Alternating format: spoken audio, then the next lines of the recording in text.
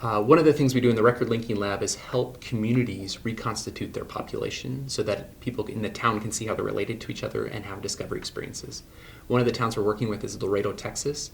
It's the most Hispanic city in the United States. It used to be part of Mexico. It's about 96% Hispanic today. And we are using this town because we think it'll be a really powerful way to create a bridge between the United States part of the family tree and the Mexico part of the family tree. And so the way you can help with this project is just to go to our volunteer portal, which is bit.ly/RLL_volunteer. And you can see some of the different projects you can help with. The project we're doing today is Community Reconstitution, task number 1, add people to the family tree. There's some instructions, there's another video, but if you hit this data button, it takes you right into the spreadsheet. And then if you're on a PC, you just hit Control down to go to the next open spot, or if you're on a Mac, you hit Command down, and it'll just basically take you to the next spot where there's an opening, and you'll put your name in there as a way to check it out. And then if you click on this link right here, right there, that will take you right to the page for this person on Find a Grave. And you can see that this person is Jose Pedro Lopez. He's got a birthday, a death day, he's got a spouse, and he's got children. So this is going to be a great one to add to the tree, and we'll probably have a lot of success in finding other records for Jose. So I'm going to copy this information right here. I'm going to open up Family Search.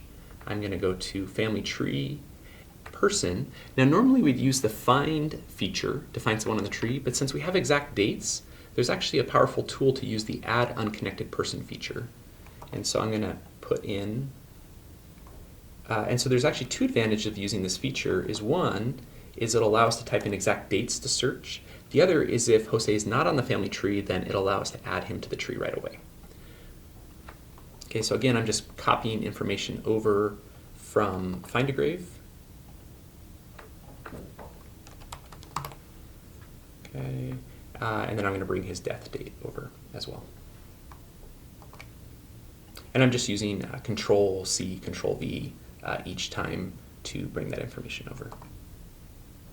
Okay, and then he died in Laredo, Webb, Texas. Okay, so we've just typed in everything we have from Find a Grave record, and we're going to hit Next. And at this point, what it's going to do is it's going to look for a possible match for Jose. Now notice that the possible match that it pulled up was someone that had the exact same birthday. That's one of the powers of using the unconnected person, is you can search for exact dates. But notice that this isn't a very good match because the last name doesn't match, and there's some other things. So in this case, we are not going to use the possible match they gave us. We're going to create a new person. And at this point, now that we've created a new person, we're going to copy the PID, and we're going to put that in our sheet. And now at this point, what we're going to do is we're going to try to attach some other records for Jose. We can also bring in the information about his spouse, but we're going to try to branch out from this unconnected person and see if we can connect them to the family tree. So notice here I have his death record, and he's there with his parents, which is great. That will allow us to get information on his parents attached to the tree. And the nice thing is, as we start to attach sources, additional sources will become available to us. So in this case, now we're going to add his father to the tree. And we're going to keep following this process till we either bump into someone who's already on the tree, or until we've kind of exhausted all the clues that we can use. Okay, so now Jose has parents. And now let's go back to his profile. And notice that now that I've put that information in, I'm getting a whole bunch more record hints over here. And so I'm going to come over here. Now my goal isn't to attach all the record hints because I want to leave things for people that are related to Jose to do, but I might want to focus on those records that give me the best chance at linking Jose to someone who's already on the tree. So as I look down across here, notice there's a whole bunch of records for him, but there's none of these records are giving me additional family members. So at this point, what I would probably do is I definitely want to attach the Find a Grave, because that's the original record that we were using to add Jose to the tree. What I would do at this point is I would add in his spouse.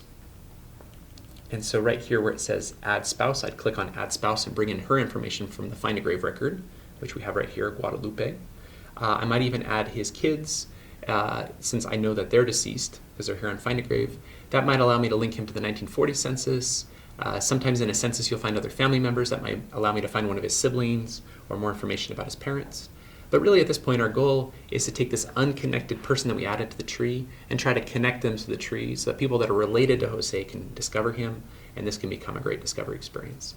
We're really grateful to have your help with this project. Just know that it's going to have a huge impact on the people in Laredo, Texas, because they're going to all be able to discover how they're related to each other and have the kind of discovery experiences that happened at Roots Tech for all of us that came to visit.